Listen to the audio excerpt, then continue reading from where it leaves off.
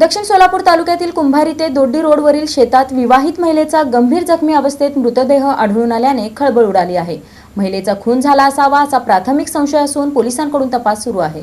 दक्षिण सोलापूर तालुक्यातील कुंभारी ते दोड्डी रोडवरील एका शेतात जुळे सोलापूर परिसरात राहणाऱ्या विवाहित महिलेचा गंभीर जखमी अवस्थेत मृतदेह आढळून आल्याने खळबळ उडाली आहे। ही घटना सोमवार 17 ऑगस्ट रोजी सकाळी 11:30च्या सुमारास उघडकीस आली। भाग्यश्री नानासाहेब गायकवाड वय 32 राहणार मातोळा तालुका औसा जिल्हा लातूर सध्या जुळे सोलापूर असे मृत महिलेचे नाव आहे। पोलिसांनी दिलेल्या माहितीनुसार दोड्डी येथील दगडू राठोड यांच्या शेताच्या बाजूला एक महिला गंभीर जखमी अवस्थेत पडल्याची माहिती पोलिसांना मिळाली। माहिती मिळताच वळसंग पोलीस ठाण्याचे पोलीस निरीक्षक सुनील बनसोडे यांनी पथकासह घटनास्थळी धाव घेतली।